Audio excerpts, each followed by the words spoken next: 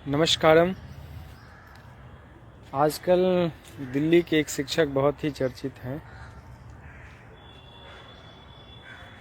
कुछ ऐसा बोले हैं कि हर जगह उनकी ही चर्चा हो रही है। कुछ विद्यार्थियों ने मुझे भी पूछा है कि सर उस मसले पर आप क्या कहेंगे।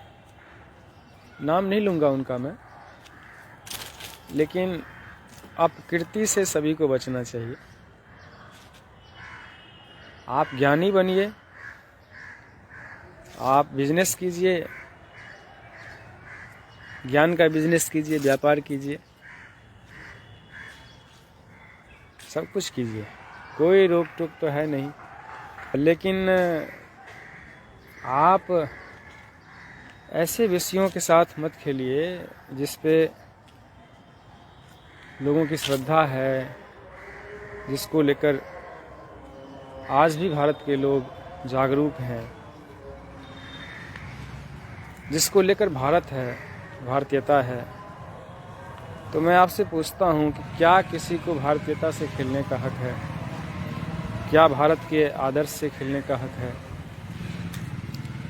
आप मार्क्सवादी हो सकते हैं, आप विदेशी विचारधारा को अपना सकते हैं, आप ज्ञानी होने का दावा भी कर सकते हैं, लेकिन क्या आपको भारतीयता से खेलने का हक है?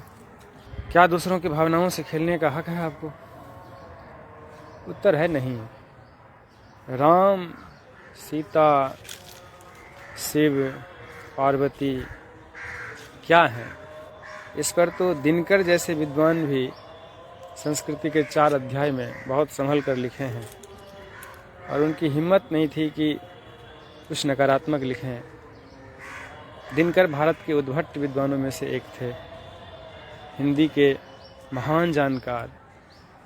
उन्होंने भी राम और कृष्ण पर कभी इस प्रकार की टिप्पणी नहीं की, माता सीता पर इस तरह की टिप्पणी नहीं की। और आपको थोड़ी सी जानकारी क्या हुई हिंदी की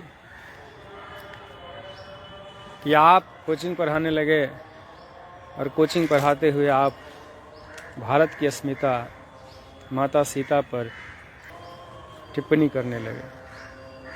क्या आपका टिप्पणी करना जरूरी था? नकारात्मक टिप्पणी। मान लीजिए किसी ने कॉपीड किताबों में कुछ लिखा, तो उससे आपको क्या तात्पर्य? आप मौलिक ग्रंथ में जाकर देखते कि सही तात्पर्य क्या है, तो संस्कृत का ज्ञान तो आपको है नहीं। इसलिए किसी कॉपीड किताबों को पढ़कर ऐसी बात बोलना जिसका बोलना आवश्यक नहीं था, आप नहीं भी बोल सकते थे, लेकिन आप कह रहे हैं कि बोलना ज़रूरी है। क्या सार्वजनिक मंच पर बोलना ज़रूरी है? आप वर्ग में पढ़ा रहे थे ना। आपकी कक्षा को अगर ग्लोबल वर्ल्ड में, भारतीय समाज में देखा जा रहा है, तो आपको बोलने में सावधानी रखनी चाहिए थी। आप विद्वान हैं, लेकिन आपने ऐसा नहीं रखा। तो गलती किसकी है? राम, कृष्ण, सीता, पार्वती, महादेव जो भी हैं, ये तो भारत के अस्मिता हैं।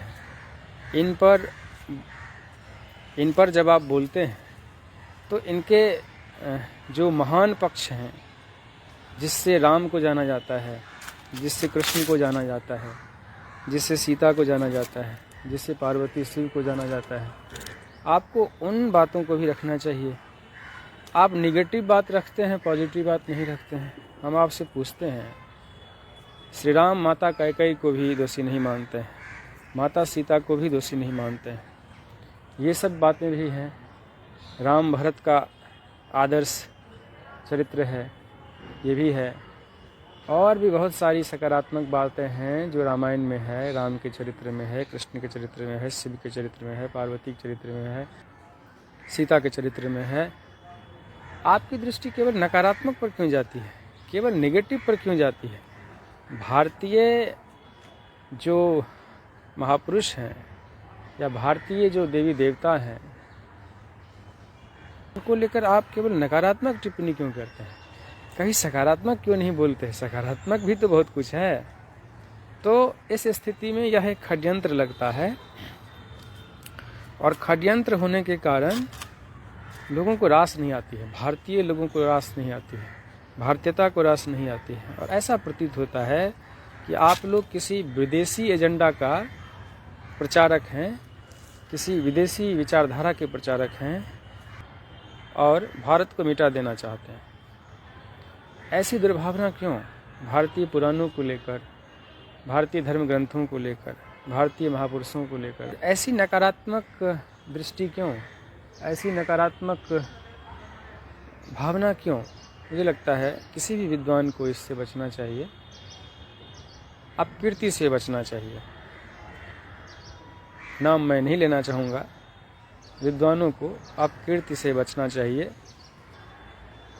और अपनी भूल का सुधार करना चाहिए।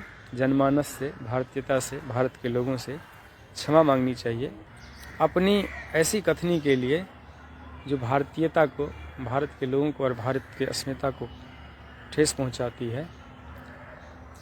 तभी जो है सो आपकी विद्वता सिद्ध होगी। अन्यथा अहंकार में और स्वयं को सही साबित करने के प्रक्रिया में आपको क्षमा नहीं किया जाएगा, क्योंकि यह भारत है। यहाँ पर ज्ञानी जो होते हैं वो और झुक जाते हैं और जिसके भीतर जितना ज्ञान होता है वो उतना झुक जाता है। तो अपनी भूल स्वीकार करनी चाहिए। अहंकार नहीं कि मैं सही हूँ, स्वयं को साबित करने में लगे रहना। यह भी देखना चाहिए कि हाँ, मुझसे भूल हुई है और लोगों को कष्ट पहुँचा है। भारतीयता को, भारतीय मन को, भारतीय अस्मिता को ठेस पहुँची है, लोगों को बुरा लगा है। हम किसी ऐसे विषय पर कुछ ऐसा बोल गए हैं जिससे जनमानस को कष्ट हुआ है और लोग उसे स्वीकार करने को तैयार नहीं हैं। तो ऐसी स्थिति में क्षमा मांगनी चाहिए, मुझे ऐसा लगता है।